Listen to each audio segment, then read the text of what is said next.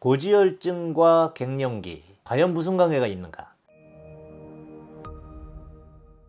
안녕하십니까. 수원 보성한의원 이만희 원장입니다. 저희 보성한의원에서 운영하는 유튜브 채널인 만해TV에서는 갱년기 시리즈를 이제 주제로 내용을 구성해 보고 있는데요. 그 중에서 고지혈증을 지난 시간에 언급했더니 아니 갱년기랑 고지혈증이랑 무슨 상관이 있느냐 이제 이렇게 의문을 표시하는 분들이 많이 계셨습니다. 그래서 고지혈증을 먼저 다뤄볼까 하는데요. 고지혈증이란 중성지방과 총 콜레스테롤이 증가되어 있는 상태를 보통 얘기를 하지요. 중성지방이라 함은 쉽게 얘기해서 혈액 내에 있는 기름기라고 이해하시면 됩니다. 포화지방 같은 동물성 지방을 흡수했을 때 가장 많이 이제 증가하게 되겠죠. 뭐 포도당이라든지 이런 탄수화물류에서도 뭐 증가를 보이기 때문에 탄수화물과 동물성 지방을 피해가면서 조절을 하시게 됩니다. 그 외에 이제 총 콜레스테롤의 양이 증가했을 때도 또 언급을 하게 되는데요. 총 콜레스테롤은 고밀도 콜레스테롤, 몸에 좋은 콜레스테롤이라고 하죠. HDL과 몸에 안 좋은 콜레스테롤 LDL을 합칩니다. 그리고 중성지방의 5분의 1을 더해서 총 콜레스테롤이라고 하지요.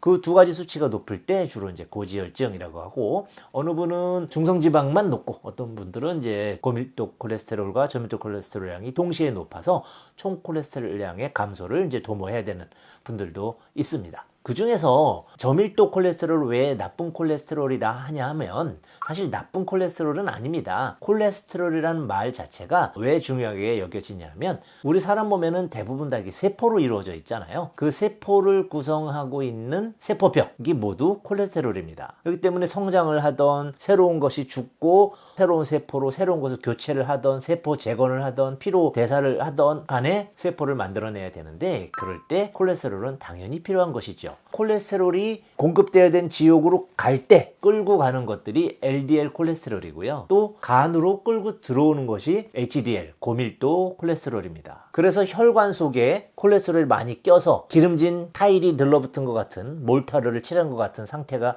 점점점 늘어나면서 죽상경화증 상태를 유발하고 그것이 혈관을 좁히면서 중풍이라든지 여러 가지 동맥경화 같은 증상의 원인이 되는 것이죠. 그래서 혈관에 쌓이는 것은 나쁜 것이다 라고 이제 보통 표현을 하기 때문에 LDL을 나쁜 콜레스테롤이라고 하고 그것을 갖고 간으로 끌고 들어와서 혈관이 뚫리는 콜레스테롤은 좋은 콜레스테롤이다 이렇게 표현을 하지만 사실 반대로 잘 못 먹고 건강이 나쁘신 분들 같은 경우에는 오히려 콜레스테롤을 끌고 오는 것보다 콜레스테롤을 혈관으로 가져가 주는 것이 더 나은 경우들이 많이 있겠습니다. 그러나 현대사회처럼 영양이 과잉돼 있고 또 이제 혈압이라든지 당뇨 같은 대사성 질환들을 가지고 계신 분들은 당연히 고밀도 콜레스테롤의 용량을 늘리고 그리고 저밀도 콜레스테롤의 용량을 줄이는 그런 치료를 필요로 하게 되는 것이죠. 자, 그렇다면 이런 고콜레스테롤 혈증, 고지혈증, 이상지질 혈증이라고 불리는 이런 기름진 혈액에 대한 부분과 또는 우리 갱년기가 어떻게 연관이 되느냐 하면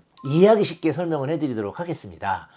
여성 호르몬은 물의 작용을 한다고 제가 지난 시간에 말씀드렸습니다. 그래서 혈관벽에 크랙이 가고 뭐 혈압이 높다든지 뭐 여러 가지 반응에 의해서 혈관 노화가 된다든지 했을 때 혈관벽에 있는 상처를 메꾸기 위해서 콜레스테롤이 혈액으로 가는 것입니다.